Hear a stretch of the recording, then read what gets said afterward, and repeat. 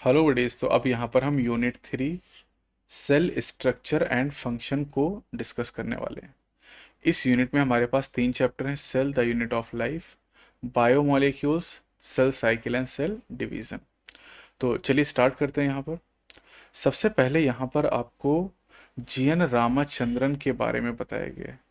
GN Ramachandran founder थे Madras school of conformational analysis of biopolymer. इन्होंने discovery की थी triple helical structure of collagen की, triple helical structure of collagen की, जिसे नेचर में पब्लिश किया गया 1954 में। प्रोटीन के स्ट्रक्चर को समझाने के लिए इन्होंने रामाचंद्रन प्लॉट का यूज किया था। तो रामाचंद्रन प्लॉट का जो संबंध है वो प्रोटीन के स्ट्रक्चर से है। ये जीएन रामाचंद्रन है। जीएन रामाचंद्रन की बात करें तो जीएन रामाचंद्रन इन्फ्लुएंस थे लाइनस पॉलिंग से। लाइनस पॉलिंग से काफ़ी ज़्यादा इन्फ्लुएंस थे और लाइनस पॉलिंग ने अल्फा हेलिक्स और बीटा सीट स्ट्रक्चर दिया था प्रोटीन का। अब आते हैं chapter 8 cell the unit of life. तो यहाँ पर सभी ऑर्गेनिज्म सेल से बने होते हैं। अगर हम यूनिसेलुलर ऑर्गेनिज्म की बात करें तो इनमें कैपेबिलिटी होती इंडिपेंडेंट एग्जिस्टेंस की, और एक ही सेल के अंदर जिंदगी के सारे काम यहाँ पर पूरे हो जाते हैं। एक सेल से कम पर जीवन संभव नहीं, इसीलिए सेल को स्ट्रक्चरल और फंक्शनल यूनिट कहा जाता है सभी लिविंग ऑर्गेनिज्म की। एंटोन वॉन लीवेनहॉक के द्वारा पहली बार लिविंग सेल को देखा गया और डिस्क्राइब किया गया। रॉबर्ट ब्राउन नाम के साइंटिस्ट के द्वारा न्यूक्लियस को डिस्कवर किया गया। सेल थ्योरी की बात करें तो सेल थ्योरी दी गई स्लाइडेन एंड स्वान के द्वारा। मैथियस स्लाइडेन जो कि जर्मन बॉटनिस्ट थे, 1838 में इन्होंने बहुत सारे प्लांट के ऊपर एक्सपेरिमेंट किया। और जो स्वान थे, स्वान ने 1839 में, स्वान एक ब्रिटिश जूलॉजिस्ट थे, इन्होंने 1839 में प्लांट और एनिमल दोनों के ऊपर रिसर्च किया था। प्लांट और एनिमल दोनों के ऊपर रिसर्च किया था। इन्होंने एनिमल सेल पे रिसर्च करके ये पता लगाया कि एनिमल सेल में सबसे बाहर एक लेयर होती जिसे अब हम लोग प्लाज्मा मेम्ब्रेन के नाम से जानते हैं। इसको प्लाज्मा मेम्ब्रेन के नाम से हम लोग जानते हैं। साथ ही साथ प्लांट टिश्यू पे स्वान ने स्टडी करके ये पता लगाया कि सेल वॉल का पाया जाना प्लांट का यूनिक कैरेक्टर है। स्लाइडेन और स्वान ने एक साथ मिलकर सेल थ्योरी को दिया था, लेकिन ये थ्योरी नहीं बता पाई कि नई सेल का फॉर्मेशन कैसे होता है। तो एक साइंटिस्ट थे रुडोल्फ विर्चो, उन्होंने 1855 में पहली बार एक्सप्लेन किया ओमनी सेल्युला ई सेल्युला, यानी जो नई सेल है वो प्री एग्जिस्टिंग सेल से बनती हैं। रुडोल्फ विर्चो ने स्लाइडेन एंड स्वान की हाइपोथेसिस को मॉडिफाई किया और सेल थ्योरी को फाइनल शेप दिया। आज हम सेल थ्योरी को इस तरीके से जानते हैं कि all living organism are composed of cells and product of cell and all cells arise from pre existing cells. Overview of cell की बात कर ले हम लोग यहाँ पर, ठीक है।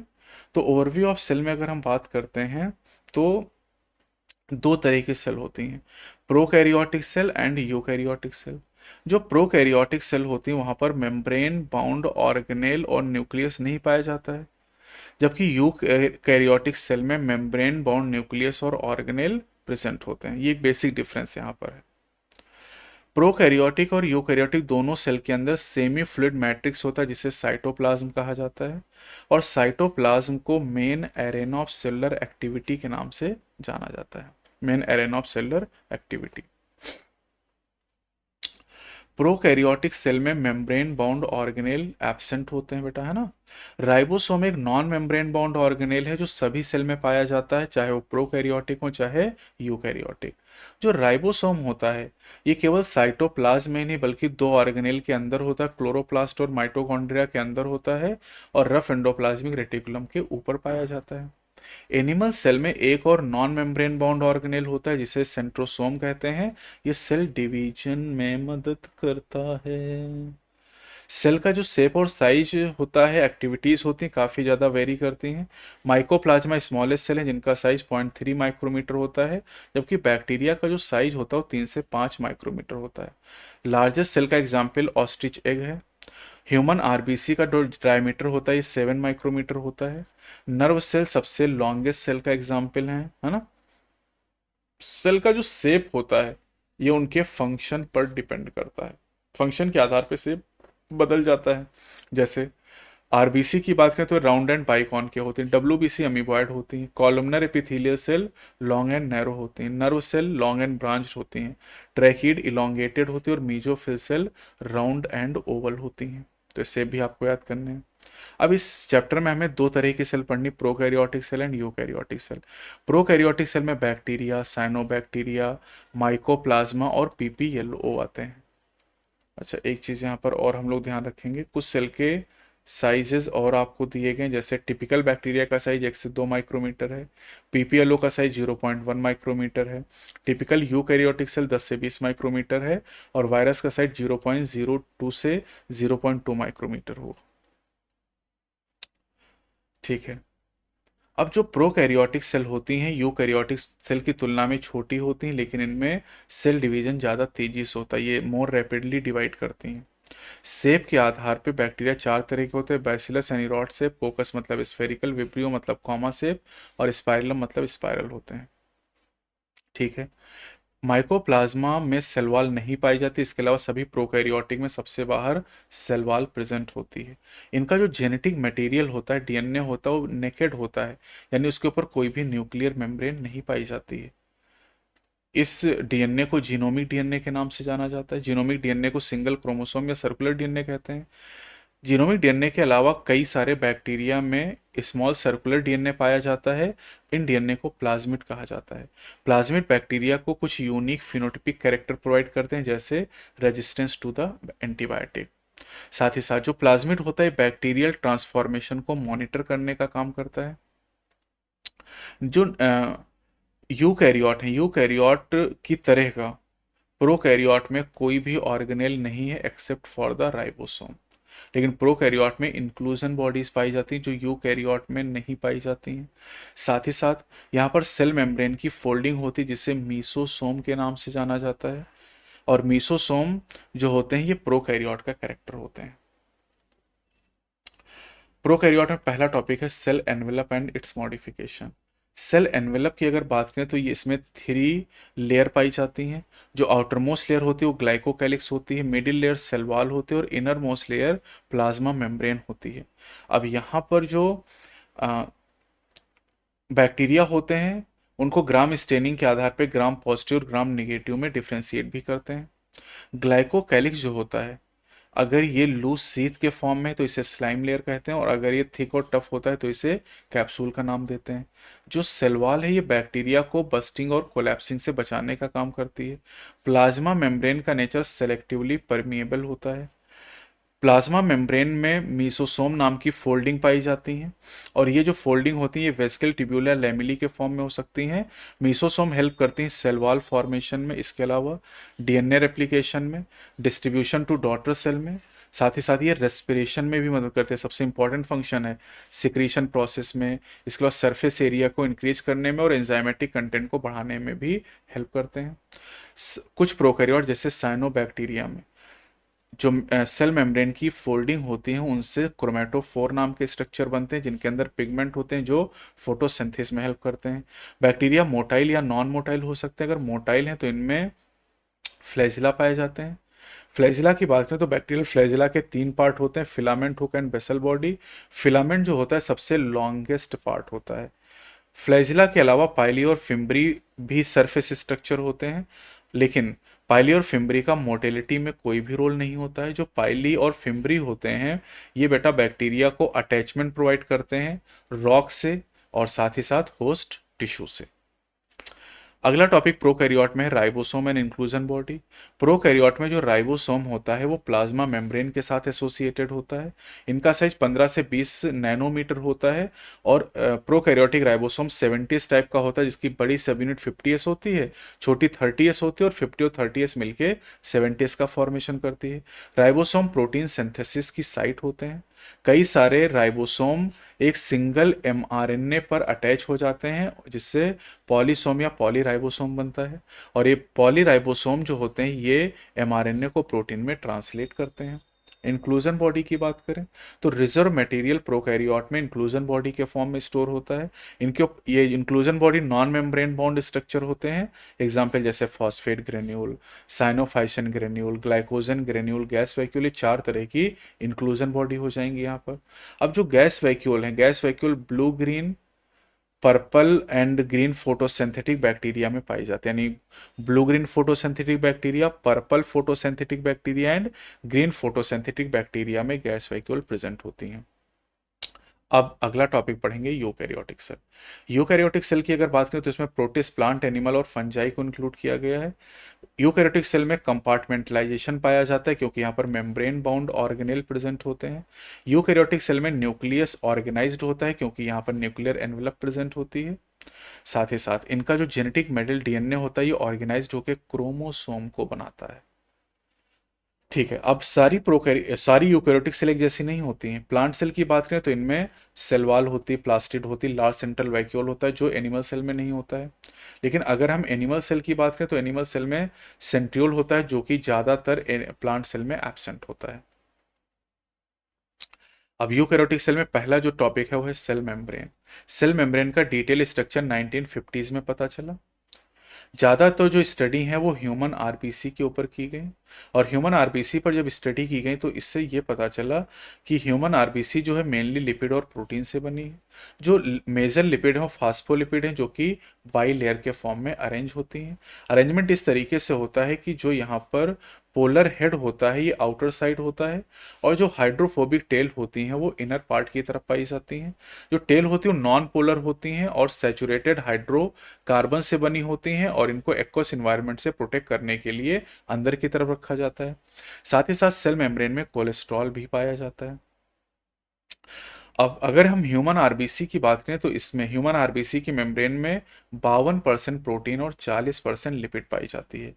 ईज ऑफ एक्सट्रैक्शन के आधार पे प्रोटीन दो तरह की होती है, integral protein and the peripheral protein. Integral protein and peripheral protein, यहाँ कोलेस्ट्रॉल आपको दिखाई दे रहा है, ये पेरिफेरल प्रोटीन दिखाई दे रही है, और ये इंटीग्रल प्रोटीन यहाँ पर दिखाई दे रही है। ये fluid mosaic model plasma membrane का, और ये fluid mosaic model Singer and Nicolson के द्वारा 1972 में प्रोवाइड किया गया था।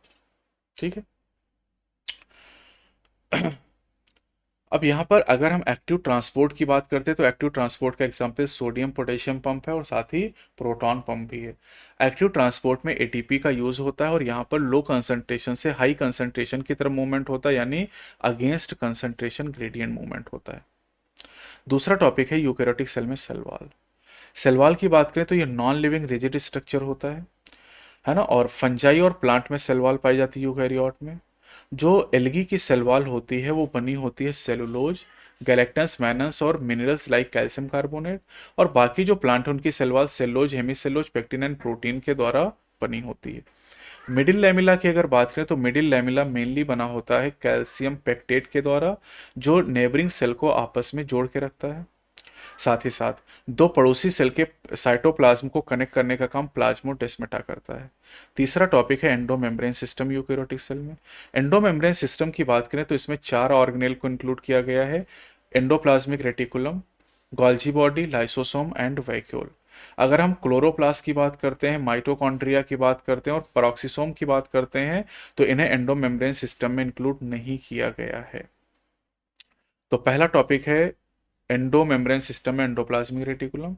एंडोप्लाज्मिक रेटिकुलम की बात करते हैं तो इन्होंने सेल के अंदर के कंपार्टमेंट को दो हिस्सों में डिवाइड कर दिया है। एक ल्यूमिनल कंपार्टमेंट जो ईआर के अंदर होता है और दूसरा एक्स्ट्रा ल्यूमिनल कंपार्टमेंट जो ईआर के बाहर यानी साइटोप्लाज्मिक कंपार्टमेंट होता है। अब एंडोप्लाज्मिक रेटिकुलम जो होती हैं ये दो तरह की होती हैं। अगर इनके सरफेस पे राइबोसोम अटैच होता है तो इन्हें रफ एंडोप्लाज्मिक रेटिकुलम आरईआर कहते हैं, और अगर इनके सरफेस पे राइबोसोम नहीं होता है तो इसे स्मूथ एंडोप्लाज्मिक रेटिकुलम या एसईआर के नाम से जानते हैं।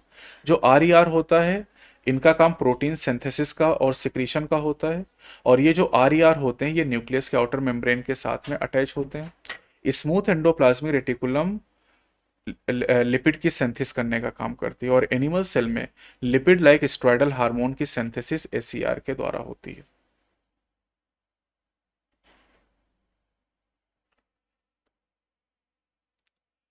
एंडोमेम्ब्रेन सिस्टम का सेकंड पार्ट है गोल्गी एपरेटस। कैमिलो गॉल्जी ने 1898 में इसको डिस्कवर किया था। कैमिलो गॉल्जी की बात करें तो इसमें सिस्टर्नी इनकी यूनिट होती हैं जिनका डायमीटर 0.5 से 1 माइक्रोमीटर होता है। ठीक है। गॉल्जी कॉम्प्लेक्स की बात करें बेटा तो इनका जो काम होता है, इनका काम पैकेजिंग करने का होता है। ये पैकेजिंग करने का काम करती हैं। ठीक है, पैकेजिंग करने का काम करती हैं। और यहाँ पर ये इम्पॉर्टेंट साइट है ग्लाइकोलिपिड और ग्लाइकोप्रोटीन फॉर्मेशन की। ग्लाइकोलिपिड और ग्लाइकोप्रोटीन फॉर्मेशन की साइट होती है। तीसरा पार्ट एंडोमेम्ब्रेन सिस्टम का लाइसोसोम है। Lysosome single membrane bound organelle होते हैं जिनका फॉर्मेशन गॉल्जी बॉडीज में पैकेजिंग के द्वारा होता है।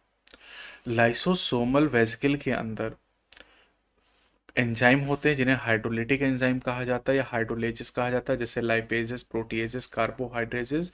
और ये एंजाइम ऑप्टिमली एक्टिव होते हैं एसिडिक पीएच पर। ये बहुत इंपॉर्टेंट है।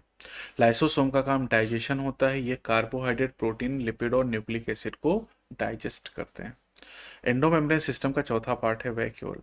Vacuole single membrane bound organelle होते हैं और ये प्लांट सेल का 90% वॉल्यूम तक ऑक्युपाई कर सकते हैं।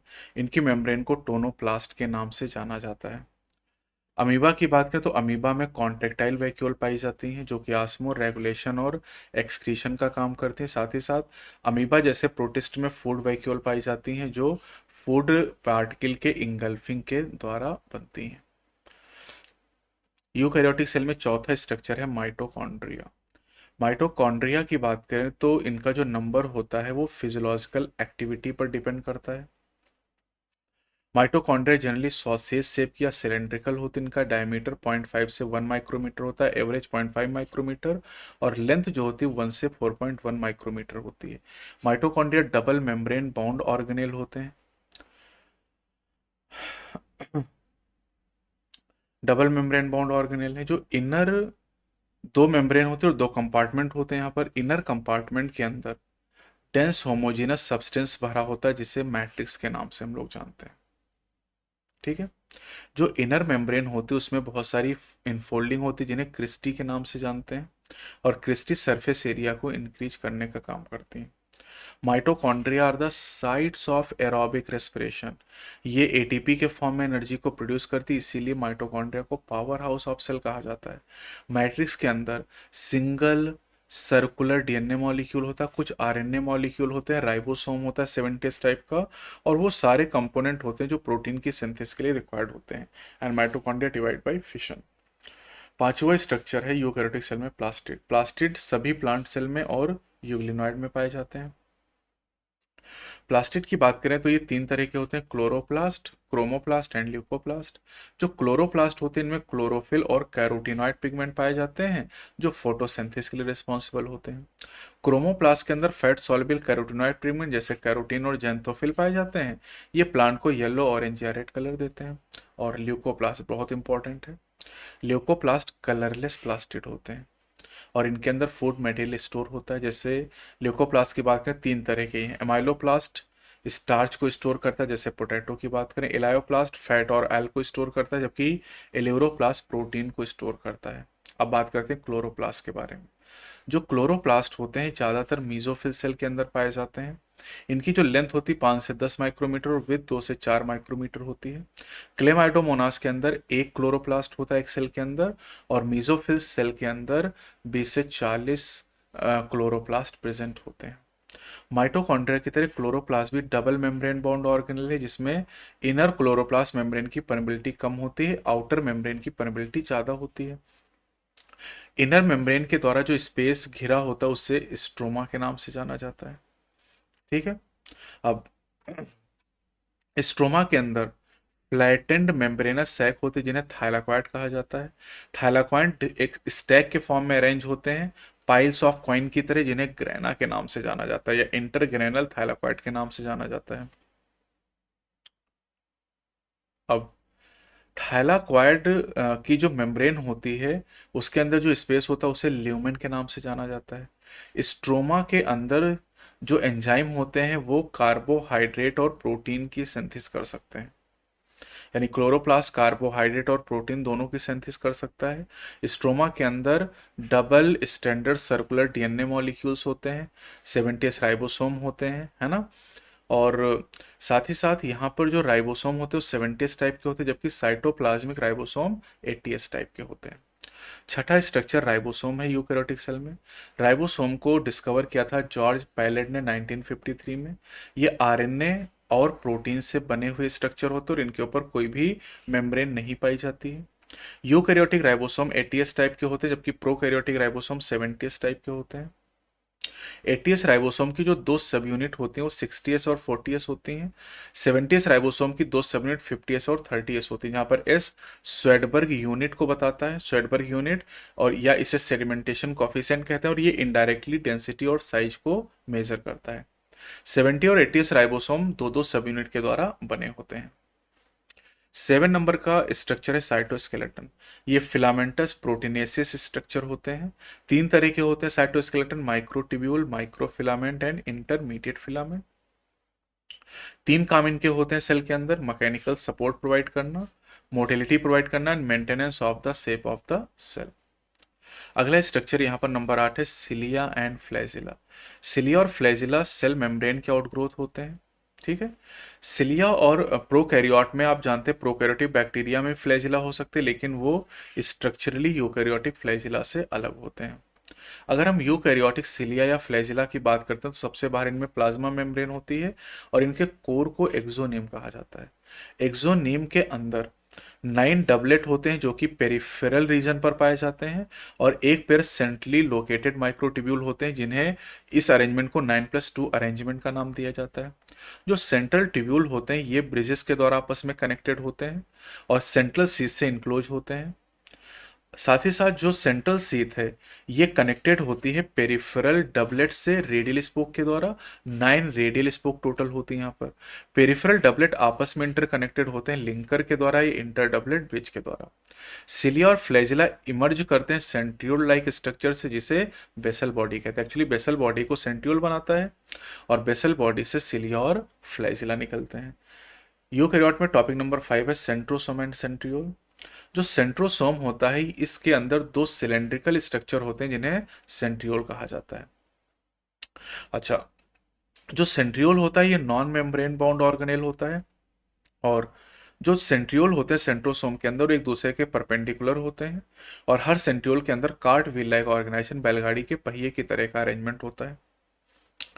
अब जो सेंट्रियोल होता है ये 9 पेरिफेरल फाइब्रिल से बना होता है ट्यूबलिन प्रोटीन के, और जो पेरिफेरल फाइब्रिल होते हैं यहाँ पर ट्रिपलेट के फॉर्म में होते हैं, और ये ट्रिपलेट आपस में लिंक होते हैं। जो सेंट्रल पार्ट होता है वहाँ पर सेंट्रल पार्ट में कोई भी माइक्रोट्यूब्यूल नहीं पाए जाते हैं। सेंट्रल पार्ट को हब कहा जाता है और ये भी प्रोटीन के द्वारा बना होता है। जो हब होता है पेरिफेरल ट्रिपलेट से कनेक्ट होता है रेडियल स्पोक के द्वारा। जो सेंट्रियोल है ये बेसल बॉडी को बनाता है और बेसल बॉडी सिलिया और फ्लैजिला को बनाता है। साथ ही सेंट्रियोल स्पिंडल फाइबर को बनाता है, और स्पिंडल फाइबर जो होते हैं ये स्पिंडल एपरेटस का फॉर्मेशन करते हैं एनिमल सेल में सेल डिवीजन के समय। टॉपिक नंबर 10 है न्यूक्लियस यूकैरियोटिक सेल में। न्यूक्लियस को रॉबर्ट ब्राउन के द्वारा डिस्कवर किया गया 1831 में। न्यूक्लियस का जो मटेरियल होता है उसको बेसिक डाई से स्टेन करते हैं और इसे क्रोमैटिन नाम फ्लेमिंग के द्वारा दिया गया। इंटरफेज न्यूक्लियस की बात करें तो इंटरफेज न्यूक्लियस का मतलब जब न्यूक्लियस डिवाइड ना कर रहा हो, तो यहां पर न्यूक्लियो प्रोटीन फाइबर होता है जिसे क्रोमैटिन के नाम से जानते हैं। साथ ही साथ एक या एक से ज्यादा स्फेरिकल बॉडीज यहां पर पाई जाती है जिन्हें न्यूक्लियोलाई के नाम से जानते हैं। Nucleus double membrane bound organelle होता है और दोनों मेम्ब्रेन के बीच में जो स्पेस होता है उसे पेरी न्यूक्लियर स्पेस कहते हैं। ये 10 से 50 नैनोमीटर होता है, 10 से 50 नैनोमीटर होता है। ठीक है, नॉर्मली एक सेल के अंदर एक ही न्यूक्लियस होता है, लेकिन कुछ सेल के अंदर एक से ज़्यादा न्यूक्लियस भी होते हैं और कुछ सेल में न्यूक्लियस नहीं भी होते, जैसे RBC of mammal, sieve tube of plant, इनमें न्यूक्लियस नहीं पाया जाता है। ठीक है, अब देखिए न्यूक्लियोलस की बात करें तो न्यूक्लियोलस जो होता है वो नॉन मेम्ब्रेन बाउंड ऑर्गेनेल होता है ना। और ये जो न्यूक्लियोलस है ये एक्टिव राइबोसोमल आरएनए की सिंथेसिस करता है। जो सेल प्रोटीन सिंथेसिस में ज़्यादा इन्वॉल्व होते हैं उसमें लार्जर और ज़्यादा बड़े बड़े साइज के और ज्यादा नंबर में न्यूक्लियोलाई प्रेजेंट होते हैं।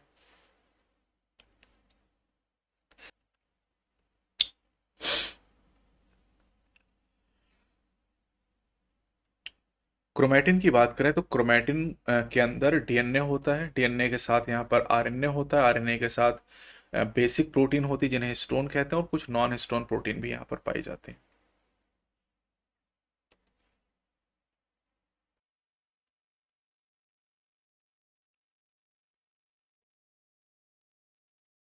जो क्रोमैटिन होता है ये सेल डिवीजन की डिफरेंट स्टेजेस के दौरान क्रोमोसोम का फॉर्मेशन करता है। क्रोमैटिन से ही क्रोमोसोम बनता है, पैकेजिंग में मैंने आपको समझाया था। एक सिंगल ह्यूमन सेल में अप्रोक्सीमेटली 2 मीटर लंबा डीएनए होता है। वैसे एक्चुअल डेटा होता है 2.2 मीटर, और ये 46 क्रोमोसोम में डिस्ट्रीब्यूटेड होता है। अब हर क्रोमोसोम की बात करें तो यहाँ पर एक प्राइमरी कॉन्स्ट्रिक्शन या सेंट्रोमियर होता है, जिसके साइड पे दो डिस्क लाइक स्ट्रक्चर पाए जाते हैं जिन्हें काइनेटोकोर कहा जाता है। जो सेंट्रोमियर होता है ये क्रोमोसोम की दो क्रोमेटिड को आपस में बांध के रखता है। सेंट्रोमियर की पोजीशन के आधार पर क्रोमोसोम चार तरह के होते हैं: metacentric, submetacentric, acrocentric and telocentric. Metacentric में मिडिल सेंट्रोमियर होता है जिससे दो इक्वल आर्म बनती हैं। सबमेटासेंट्रिक में क्रोमोसोम स्लाइटली अवे होता है मिडिल से, जिससे एक शॉर्टर और एक लॉन्गर आर्म बनती है। एक्रोसेंट्रिक में सेंट्रोमियर क्लोज टू एंड होता है जिससे एक वेरी शॉर्ट और एक वेरी लॉन्ग आर्म बनती है, और टिलोसेंट्रिक में टर्मिनल सेंट्रोमियर प्रेजेंट होता है। कुछ क्रोमोसोम में एक नॉन स्टेनिंग सेकेंडरी कॉन्स्ट्रिक्शन पाया जाता है कांस्टेंट लोकेशन पे, और जहां पर पाया था उसके बाद एक स्मॉल फ्रेगमेंट बनता है जिसे सैटेलाइट के नाम से हम लोग जानते हैं। लास्ट टॉपिक यहाँ पर है 11 number, microbodies. Microbodies single membrane bound vesicle होती हैं, और इनके अंदर वेरियस एंजाइम पाए जाते हैं, और ये प्लांट और एनिमल दोनों सेल के अंदर प्रेजेंट होती हैं। तो ये आपका चैप्टर 8 यहाँ पर कंप्लीट हो गया। चैप्टर 9 हमारे पास है बायोमोलिक्यूल्स। बायोमोलिक्यूल्स की अगर हम बात करते हैं तो सबसे पहले यहाँ पर ये ध्यान देते हैं कि अगर हम कार्बन हाइड्रोजन की बात करें, कार्बन हाइड्रोजन ऑक्सीजन नाइट्रोजन, तो ये जो एलिमेंट होते हैं ये लिविंग ऑर्गेनिज्म के अंदर अर्थ क्रस्ट की तुलना में ज़्यादा होते हैं। यहाँ पर carbon hydrogen oxygen nitrogen sulphur, ये जो पांच एलिमेंट हैं ये ह्यूमन बॉडी के अंदर ज़्यादा है अर्थ क्रस्ट की तुलना में, और सोडियम कैल्शियम मैग्नीशियम सिलिकॉन ये अर्थ क्रस्ट में ज़्यादा हैं ह्यूमन बॉडी के कंपैरिजन में। केमिकल एनालिसिस की बात करें अगर, तो केमिकल एनालिसिस में जो एसिड यूज करते हैं वो होता है trichloro acetic acid. Trichloro acetic acid का यूज करते हैं। जब ट्राइक्लोरो एसिटिक एसिड में टिश्यू को ग्राइंड करके और उसको छानते हैं तो दो फ्रैक्शन हमें मिलते हैं। एक फ्रैक्शन होता है एसिड सॉल्युबल पूल जिसे फिल्ट्रेट कहते हैं, और दूसरा होता है रिटेंटेट या acid insoluble pool. Acid soluble pool के अंदर हजारों तरह के ऑर्गेनिक और इनऑर्गेनिक कंपाउंड पाए जाते हैं, जबकि एसिड इनसॉल्युबल पूल के अंदर केवल 4 तरह के ऑर्गेनिक कंपाउंड ही प्रेजेंट होते हैं। जितने भी कार्बन कंपाउंड हमें मिलते हैं लिविंग टिश्यू से उन्हीं को बायोमॉलिक्यूल के नाम से जाना जाता है। ठीक है। अब यहाँ पर ठीक है, अब यहाँ पर अगर हम अमीनो एसिड की बात करें तो अमीनो एसिड ऑर्गेनिक कंपाउंड होते हैं जिनमें एक अमीनो ग्रुप होता है, एक एसिडिक ग्रुप होता है जिसे कार्बोक्सिल ग्रुप कहते हैं, सेम कार्बन पे यानी अल्फा कार्बन पे होता है। इसलिए सभी अमीनो एसिड को अल्फा अमीनो एसिड कहा जाता है। ये सब्स्टिट्यूटेड मीथेन्स होते हैं, सब्स्टिट्यूटेड मीथेन्स होते हैं। अगर अमीनो एसिड की बात करें तो अमीनो एसिड में कार्बन की 4 वैलेंसी पोजीशन पे 4 ग्रुप होते हैं। एक हाइड्रोजन होता है, एक कार्बोक्सिल होता है, एक अमीनो होता है, और एक वेरिएबल ग्रुप होता है जिसे आर ग्रुप से रिप्रेजेंट करते हैं। अब आर ग्रुप के आधार पे बहुत सारी अमीनो एसिड होती हैं, लेकिन प्रोटीन में अमीनो एसिड जो होती है केवल 20 टाइप्स की पाई जाती हैं। अगर आर ग्रुप की बात करें, अगर आर की वैल्यू हाइड्रोजन है तो अमीनो एसिड को ग्लाइसिन कहेंगे। आर अगर मिथाइल है तो अमीनो एसिड का नाम एलानिन हो जाएगा, और अगर हाइड्रोक्सी मिथाइल CH2OH है तो सेरिन का फॉर्मेशन यहाँ पर हो जाएगा। यहाँ पर डायग्राम में भी आप देख सकते हैं, अगर आर की वैल्यू H है तो ग्लाइसिन, मिथाइल है तो एलानिन, और हाइड्रोक्सी मिथाइल तो सेरिन का फॉर्मेशन यहाँ पर हो जाएगा। ठीक है, अब जो केमिकल और फिजिकल प्रॉपर्टीज होती हैं वो अमीनो कार्बोक्सिल और आर फंक्शनल ग्रुप पर डिपेंड करती हैं। जैसे यहाँ पर आपको याद करना है, एसिडिक अमीनो एसिड में ग्लूटामिक एसिड, बेसिक में लाइसिन आपको याद करना और न्यूट्रल में वैलिन आपको याद करना। इसी तरीके से एरोमेटिक अमीनो एसिड आपको याद करनी, tyrosine, phenyl alanine and tryptophan.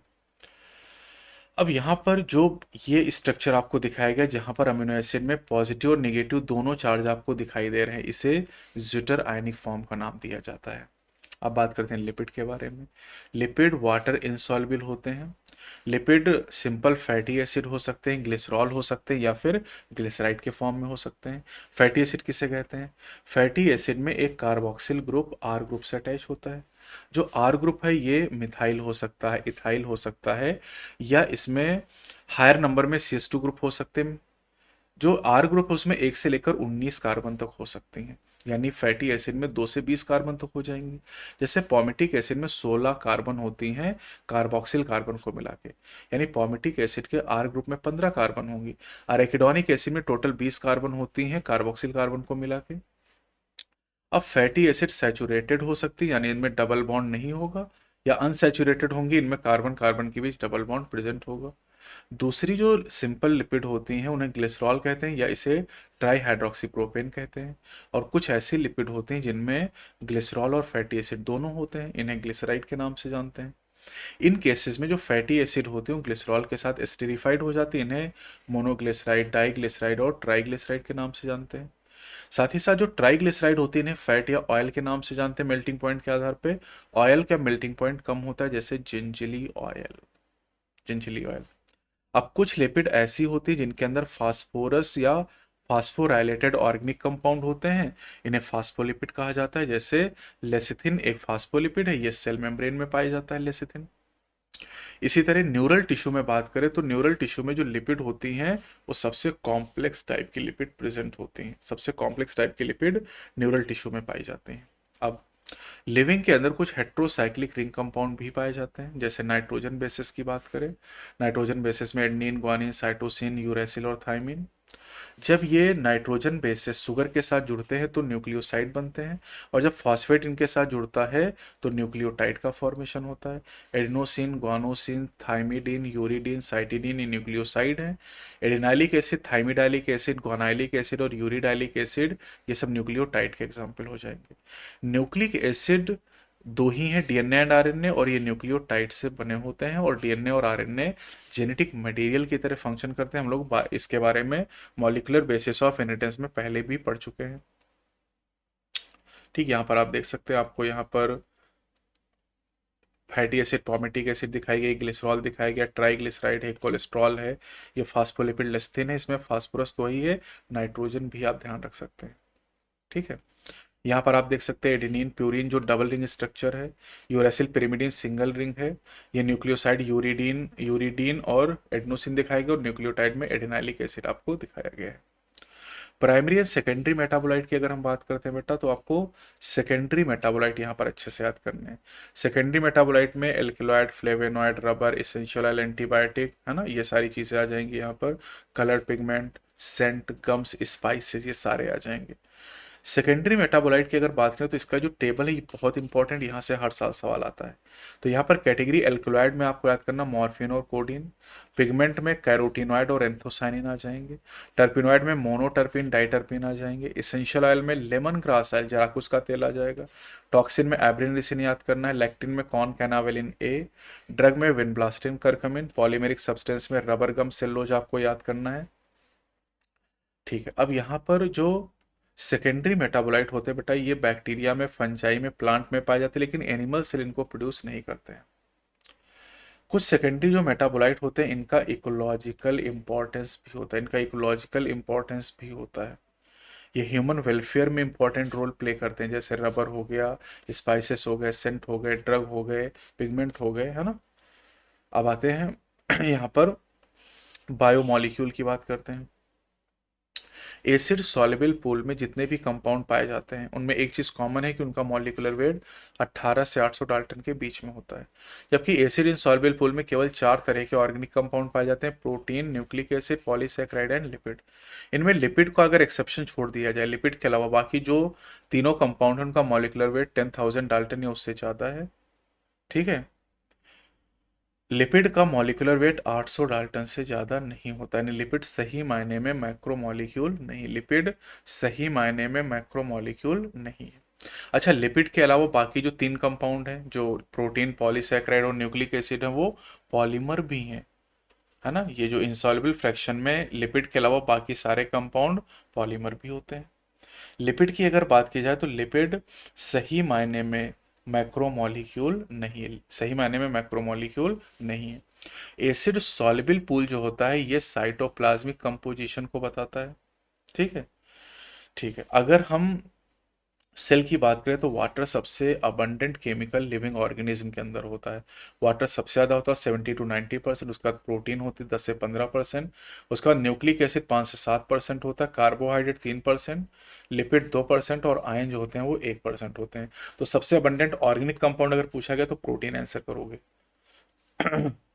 चलिए प्रोटीन की बात करते हैं बेटा यहाँ पर। तो प्रोटीन अमीनो एसिड से बने होते हैं और अमीनो एसिड पेप्टाइड बॉन्ड के द्वारा लिंक होते हैं।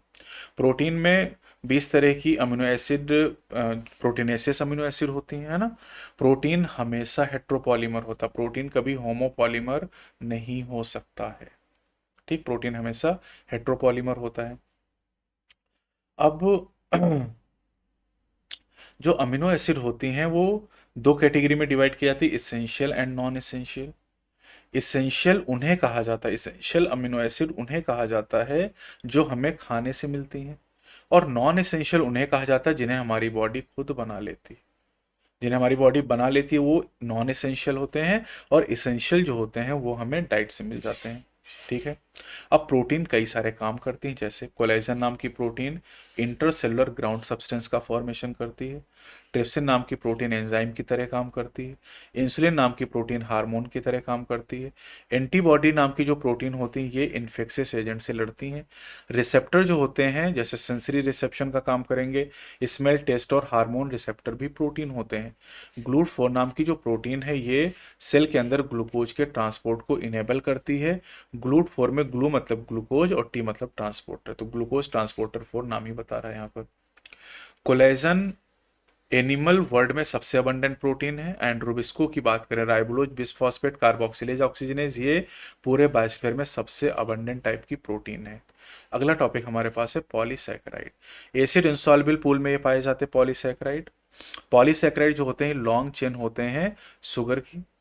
इनकी जो बिल्डिंग ब्लॉक होते हैं वो मोनोसैकेराइड होते हैं। जैसे सेलुलोज की अगर बात करें तो सेलुलोज एक पॉलीमेरिक पॉलीसैकेराइड है जिसके अंदर केवल एक ही टाइप के मोनोसैकेराइड होते हैं, यानी ग्लूकोज पाया जाता है, यानी जो सेलुलोज है एक होमोपॉलीमर है। इसी तरह स्टार्च भी एक होमोपॉलीमर है जो प्लांट टिश्यू में एनर्जी को स्टोर करने के तौर पे यूज किया जाता है। एनिमल में ग्लाइकोजन होता है, स्टार्च, ग्लाइकोजन, सेलुलोज तीनों ही होमोपॉलीमर हैं ग्लूकोज के। ठीक है।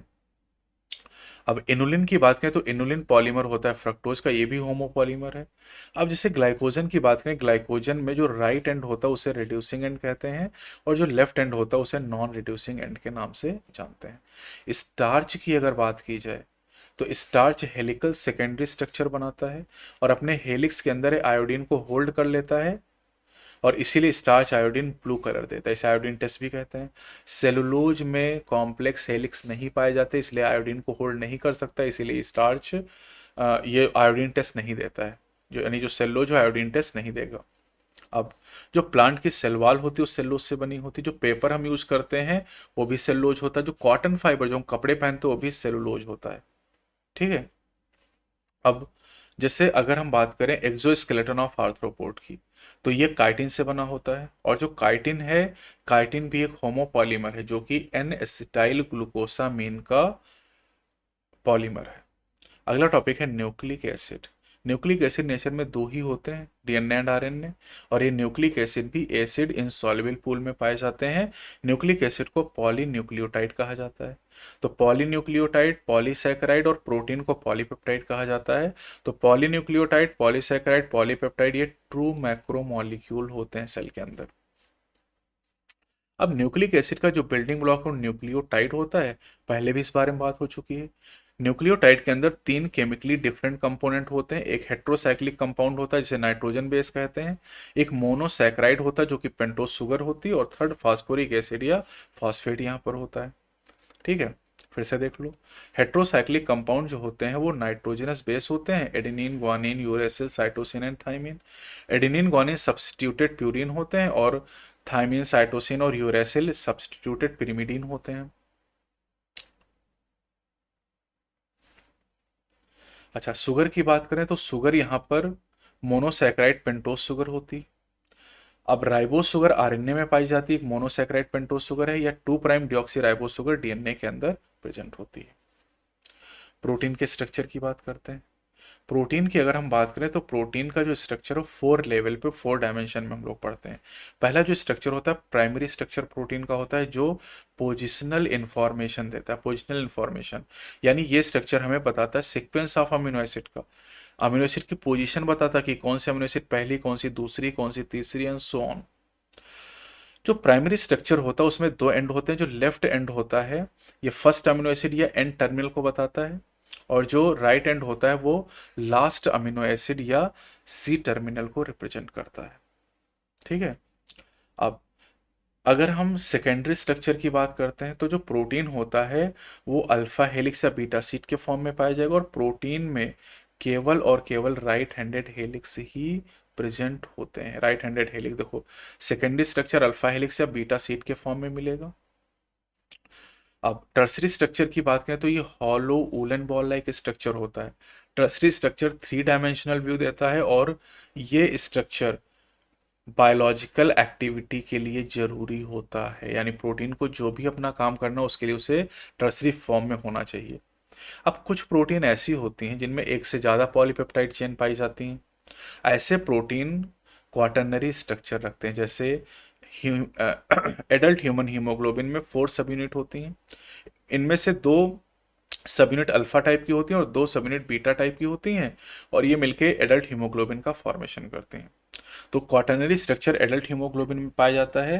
क्वाटरनरी स्ट्रक्चर उन्हीं प्रोटीन में पाया जाएगा जिनमें एक से ज्यादा पॉलीपेप्टाइड चेन प्रेजेंट होंगी।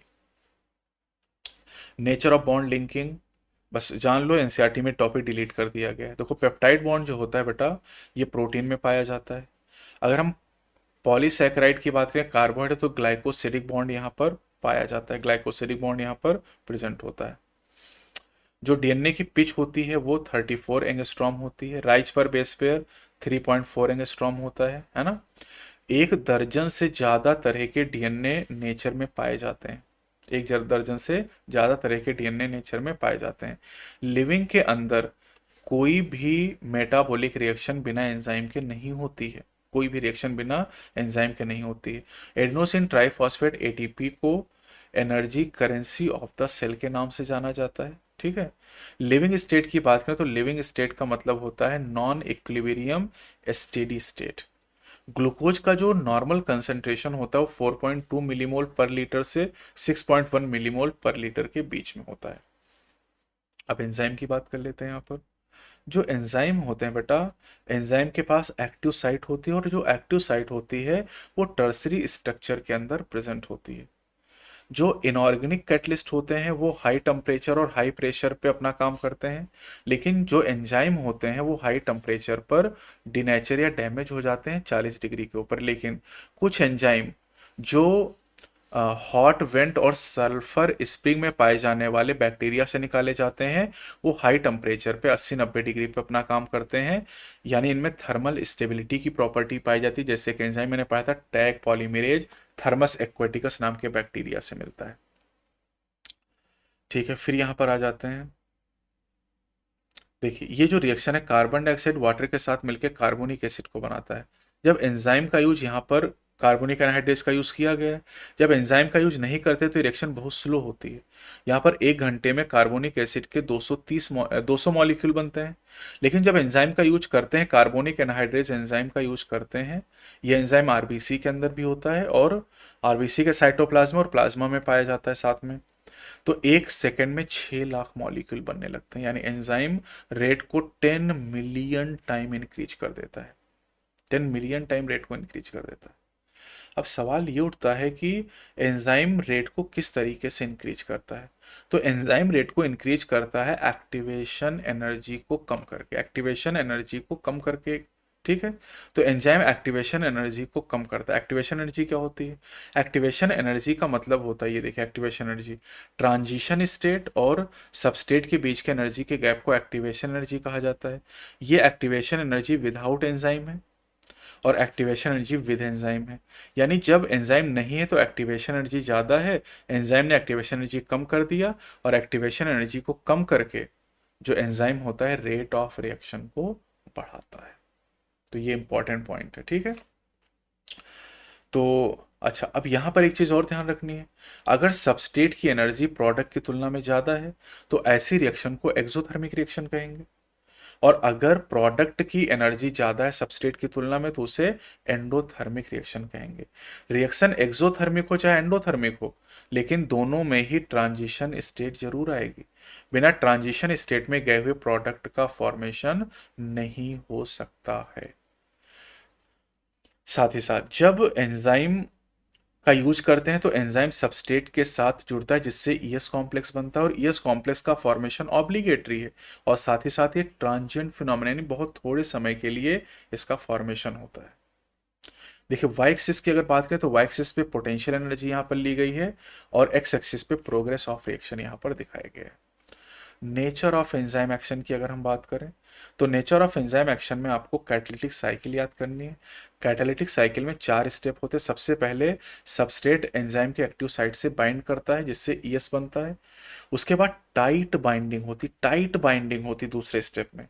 तीसरे स्टेप में जो एंजाइम की एक्टिव साइट होती है वो सबस्ट्रेट के काफ़ी नज़दीक आती है, और उसके बाद में एंजाइम जो सबस्ट्रेट के अंदर बॉन्ड होते हैं उनकी ब्रेकिंग या मेकिंग होती है एंजाइम के द्वारा, और एंजाइम प्रोडक्ट कॉम्प्लेक्स बन जाता है। और चौथे स्टेप में एंजाइम प्रोडक्ट को रिलीज कर देता है, और जो एंजाइम है वो नए सबस्ट्रेट से बाइंड करके इस कैटालिटिक साइकिल को फिर से चलाता है, क्योंकि रिएक्शन में कभी भी एंजाइम यूटिलाइज नहीं होता है। Factors affecting enzyme activity, 4 factor enzyme की एक्टिविटी को अफेक्ट करते हैं: temperature, pH, change in substrate concentration and inhibitor. तो टेम्परेचर और पीएच की अगर हम बात करते हैं बेटा, तो इनके लिए जो कर्व मिलता है ये बेल शेप का कर्व यहाँ पर आपको दिखाई दे रहा है। बेल शेप का कर्व आपको दिखाई दे रहा है।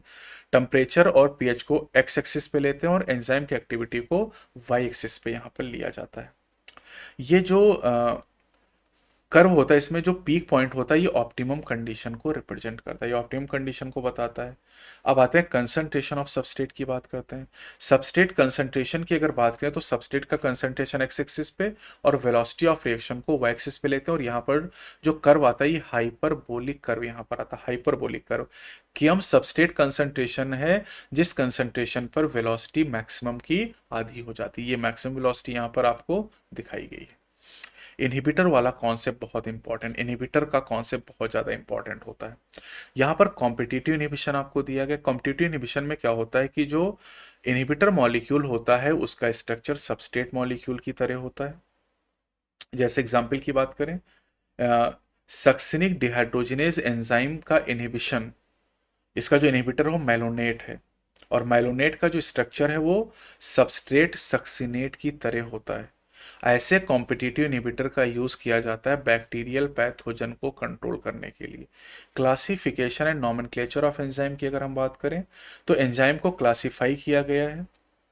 एंजाइम को क्लासिफाई किया गया है 6 क्लासेस में। एंजाइम को 6 क्लासेस में डिवाइड किया गया है, और हर क्लास के 4 से 13 सब क्लास हो सकते हैं, और एंजाइम का नाम 4 डिजिट में रखा जाता है। एंजाइम का नाम 4 डिजिट में रखा जाता है। पहला जो क्लास एंजाइम का ऑक्सीडोरेडक्टेज या डिहाइड्रोजिनेज है। ये एंजाइम जो पहले क्लास के एंजाइम होते हैं ये ऑक्सीडो रिडक्शन करते हैं, यानी जैसे यहाँ पर सबस्ट्रेट जो रिड्यूस फॉर्म में वो ऑक्सीडाइज हो गया, और जो एस डैश ऑक्सीडाइज था वो रिड्यूस हो गया, मतलब ये रिडॉक्स कराते हैं। दूसरा क्लास है ट्रांसफिरेज, यानी ग्रुप को ट्रांसफर करने का काम करते हैं, लेकिन ग्रुप हाइड्रोजन नहीं होना चाहिए, उसके अलावा कोई भी ग्रुप ट्रांसफर कर दो। तीसरा जो क्लास है वो हाइड्रोलेज है। हाइड्रोलेज क्या करते हैं, बॉन्ड को हाइड्रोलाइसिस करते हैं, कोई भी बॉन्ड हो सकता है। लाइज, लाइज जब रिएक्शन कराएगा, लाइज के रिएक्शन कराने से कार्बन कार्बन सिंगल बॉन्ड की जगह पे carbon carbon double bond appear होगा, ये ध्यान रखना है आपको। पांचवा क्लास आइसोमेरेज है, ये आइसोमेराइजेशन कराएंगे। छठा क्लास लाइगेज है, लाइगेज का मतलब ये दो कंपाउंड को आपस में लिंक करेंगे बॉन्ड के द्वारा, तो ये बॉन्ड लिंकिंग का काम करता है। तीसरे क्लास वाला जो है ये तोड़ने का काम करता है, और जो छठे क्लास वाला होता है ये जोड़ने का काम कर रहा है। लास्ट टॉपिक यहाँ पर है कोफैक्टर। कोफैक्टर की अगर हम बात करते हैं तो कोफैक्टर क्या होते हैं, कोफैक्टर नॉन प्रोटीन पार्ट होते हैं, ये नॉन प्रोटीन कॉन्स्टिट्यूएंट होते हैं। जो नॉन प्रोटीन कंपोनेंट होते हैं होलो एंजाइम के, उन्हें कोफैक्टर कहा जाता है। तो जो होलो एंजाइम होते हैं, होलो एंजाइम में दो पार्ट होते हैं, कोफैक्टर होता है और दूसरा पार्ट एपो एंजाइम होता है। एपो एंजाइम प्रोटीन पोर्शन होता है और कोफैक्टर नॉन प्रोटीन पार्ट होते हैं। एपो एंजाइम और कोफैक्टर मिलकर होलो एंजाइम बनाते हैं। अब कोफैक्टर तीन तरह के होते हैं, प्रोस्थेटिक ग्रुप, कोएंजाइम एंड मेटालाइन, तीनों ही नॉन प्रोटीन पार्ट है, ध्यान रखना है। प्रोस्थेटिक ग्रुप जो होते हैं ये ऑर्गेनिक कंपाउंड होते हैं और ये एपो एंजाइम से बाइंड करते हैं, कैसे, टाइटली बाइंड करते हैं। जैसे एग्जांपल की बात करें, कैटालेज और पेरोक्सीडेज नाम के एंजाइम में, ठीक है, heme prosthetic group, heme prosthetic group है, और ये जो एंजाइम है ये हाइड्रोजन पेरोक्साइड को वाटर ऑक्सीजन में कन्वर्ट करते हैं। हीम प्रोस्थेटिक ग्रुप भी है और ये एक्टिव साइट का पार्ट भी है, एक्टिव साइट का पार्ट भी है। कोएंजाइम की बात करें, ये भी ऑर्गेनिक है, लेकिन ये एपो एंजाइम से केवल ट्रांजेंटली जुड़ते हैं, थोड़े समय के लिए जुड़ते हैं, जितनी देर रिएक्शन चलनी होती है, ठीक है। कोएंजाइम का इसेंशियल कंपोनेंट विटामिन्स होते हैं, जैसे coenzyme nicotinamide, adenine dinucleotide, NAD और एनएडीपी में विटामिन नियासिन प्रेजेंट होती है, ठीक है। तीसरा मेटल आयन नाम का कोफैक्टर है। जो मेटल आयन होते हैं बेटा, ये कोऑर्डिनेशन बॉन्ड का फॉर्मेशन करते हैं, किसके साथ में, ये कोऑर्डिनेशन बॉन्ड बनाते हैं एक तरफ सबस्ट्रेट के साथ में और दूसरी तरफ ये जो एपो एंजाइम होता है उसके साथ में बनाते हैं। जैसे जिंक की बात करें तो जिंक एक कोफैक्टर या मेटल आयन है प्रोटियोलिटिक एंजाइम कार्बोक्सी पेप्टाइडेज के लिए। अगर कोफैक्टर को अगर कोफैक्टर को एंजाइम या होलो एंजाइम से हटा दें तो एंजाइम की कैटालिटिक पावर लॉस हो जाती है, और इससे यह पता चलता है कि कोफैक्टर का रोल कैटालिटिक एक्टिविटी के लिए, एंजाइम के लिए बहुत ज्यादा क्रूशियल होता है। देखिए यहाँ पर लिखा है, only 3 type of macromolecule protein, nucleic acid and polysaccharide are found in the living system, क्योंकि लिपिड सही मायने में मैक्रोमोलिक्यूल नहीं होती, ठीक है। यहाँ लिखा है enzyme lower activation energy of reaction and enhance greatly the rate of reaction.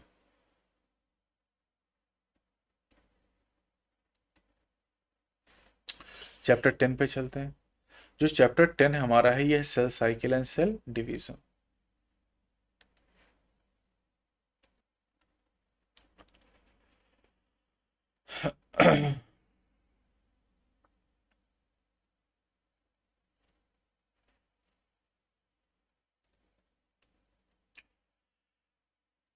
जितने भी ऑर्गेनिज्म हैं सबके जीवन की शुरुआत एक सिंगल सेल से होती है,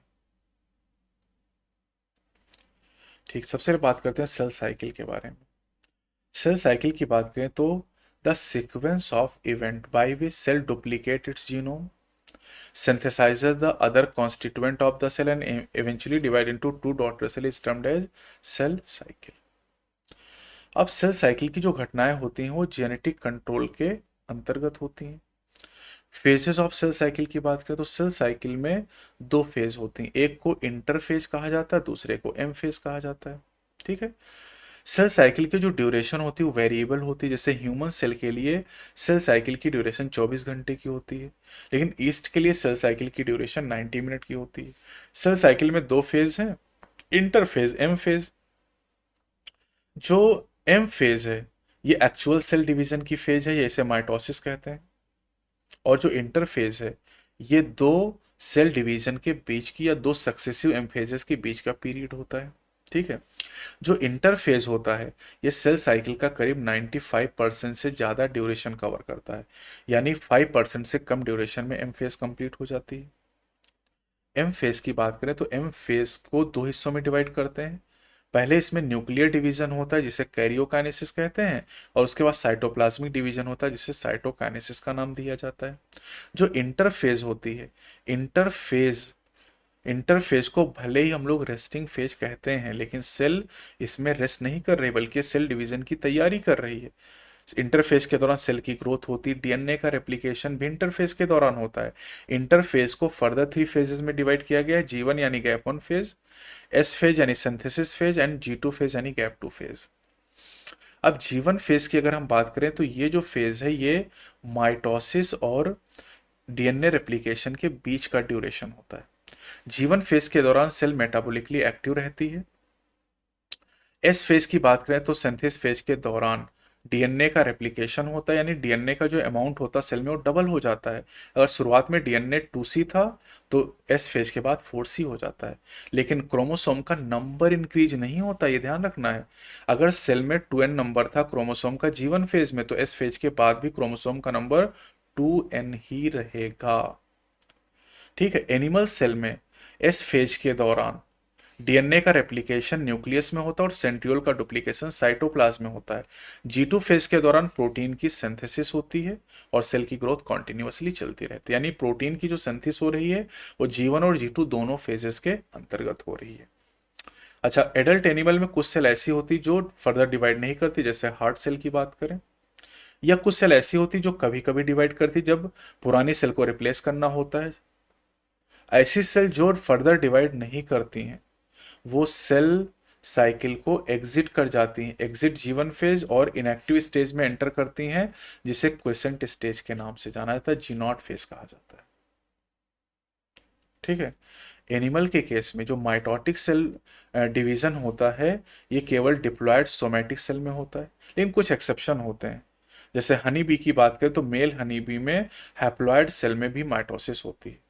प्लांट की बात करें तो प्लांट में माइटोटिक डिवीजन हैप्लॉयड और डिप्लॉयड दोनों सेल में होता है, इसीलिए प्लांट में अल्टरनेशन ऑफ जनरेशन प्रेजेंट होती है, अल्टरनेशन ऑफ जनरेशन पाई जाती है। अब एम फेज की बात करें, एम फेज सबसे ड्रामेटिक पीरियड होता है सेल साइकिल का। ठीक है। अब जो एम फेज यानी माइटोसिस होती है, माइटोसिस होने पर जो दो प्रोजेनी सेल बनती दोनों में क्रोमोसोम का नंबर पेरेंट के बराबर होता है, इसलिए इसे इक्वेशनल डिवीजन कहा जाता है। ठीक है। अब एम फेज में दो फर्दर फेजेस बनाते हैं, कैरियोकाइनेसिस एंड साइटोकाइनेसिस। कैरियोकाइनेसिस की फर्दर 4 स्टेजेस होती हैं, prophase, metaphase, anaphase and telophase. किस फेज में क्या घटना होती है बहुत इंपॉर्टेंट। प्रोफेज की बात करें तो जो प्रोफेज होती है, प्रोफेज के दौरान, प्रोफेज की शुरुआत हम कैसे मानेंगे, initiation of condensation of chromosomal material, यानी जो क्रोमोसोमल मटेरियल है जो क्रोमेटिन हो कंडेंस होने लगता है, यानी क्रोमोसोमल मटेरियल अनटेंगल सुलझने लगता है। ठीक है। जो सेंट्रोसोम होते हैं ये सेंट्रोसोम अपोजिट पोल की तरफ जाने लगते हैं। ठीक है। कंप्लीशन कैसे हम मानेंगे, कंप्लीशन ऑफ प्रोफेज हम इस तरीके से मानते हैं कि जो क्रोमोसोमल मटेरियल है वो कंडेंस हो जाता है जिससे कॉम्पैक्ट क्रोमोसोम बनते हैं, और जो क्रोमोसोम होते हैं उसमें दो क्रोमेटिड होती हैं जो सेंट्रोमियर के द्वारा एक दूसरे से अटैच होती हैं। जो सेंट्रोसोम होता है ये सेंट्रोसोम अपोजिट पोल की तरफ मूव कर जाता है, और ये सेंट्रोसोम जो होते हैं ये रेडिएट करते हैं, ये माइक्रोट्यूब्यूल को रेडिएट करते हैं और एस्टर का फॉर्मेशन करते हैं। और दो पोल पे चूंकि एक एक एस्टर बनता है तो दोनों एस्टर स्पिंडल फाइबर के साथ मिला के माइटोटिक एपरेटस कहलाते हैं। अब प्रोफेज के एंड में, प्रोफेज के एंड में गोल्जी बॉडी गायब हो जाती है, एंडोप्लाज्मिक रेटिकुलम गायब हो जाता है, न्यूक्लियोलस गायब हो जाती है और न्यूक्लियर एनवेलप टूट जाती है। बहुत पूछा गया है। मेटाफेज, मेटाफेज की अगर हम बात करें तो मेटाफेज में जो क्रोमोसोम है, जो क्रोमोसोम है इनकी मॉर्फोलॉजी की स्टडी सबसे बेहतर तरीके से कर सकते हैं।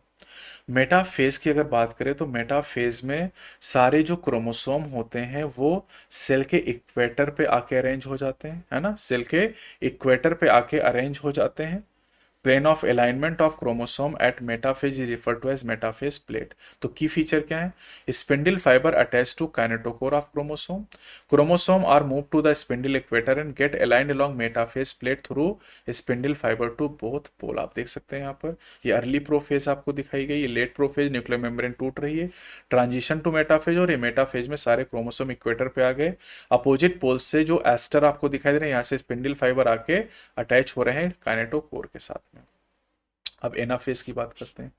एनाफेज की बात करें तो एनाफेज स्टेज में जो सेंट्रोमियर होते हैं, सेंट्रोमियर होते हैं, सेंट्रोमियर जो बांध के रखता है क्रोमैटिड को, सेंट्रोमियर की स्प्लिटिंग हो जाती है, और सेंट्रोमियर के स्प्लिट होने की वजह से जो क्रोमोसोम है सिस्टर क्रोमैटिड होती है अपोजिट पोल की तरफ वो मूव करना शुरू करती है, यानी centromere split and chromatid separate and chromatid move to the opposite pole. बहुत इंपॉर्टेंट है टीलोफेज।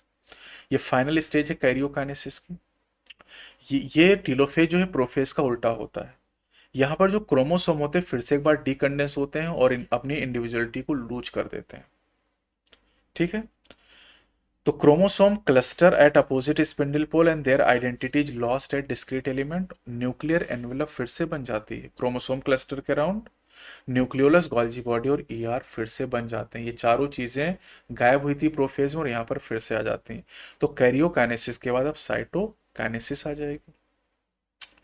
साइटोकाइनेसिस जो होती है बेटा, वो अगर हम प्लांट सेल की बात करें तो प्लांट सेल में साइटोकाइनेसिस होती है सेल प्लेट के द्वारा, और एनिमल सेल में जो साइटोकाइनेसिस होती है ये फरो फॉर्मेशन के द्वारा होती है, फरो फॉर्मेशन के द्वारा होती है। प्लांट सेल की बात करें तो प्लांट सेल में फरो नहीं बनती है, वहां पर सेल प्लेट का फॉर्मेशन होता है, सेल प्लेट का फॉर्मेशन होता है, और यही सेल प्लेट रिप्रेजेंट करती है मिडिल लैमेला को, मिडिल लैमेला को। साइटोप्लाज्मिक डिवीजन के टाइम ऑर्गेनेल जैसे माइटोकॉन्ड्रिया और जो प्लास्टिड होते हैं ये डॉटर सेल में डिस्ट्रीब्यूट कर दिए जाते हैं। अच्छा, कुछ ऑर्गेनिज्म में कैरियोकाइनेसिस के बाद साइटोकाइनेसिस नहीं आती है, जिससे मल्टी न्यूक्लिएट कंडीशन अपीयर होती है, जिसे सिंसाइसियम कहा जाता है। जैसे लिक्विड एंडोस्पर्म ऑफ कोकोनट, ये सिंसाइसियम का एग्जाम्पल है, वहां पर कैरियोकाइनेसिस तो हो जाती है लेकिन साइटोकाइनेसिस नहीं आती है। अब बात करते हैं सिग्निफिकेंस ऑफ माइटोसिस। माइटोसिस का सिग्निफिकेंस क्या है? माइटोसिस का सिग्निफिकेंस है ग्रोथ।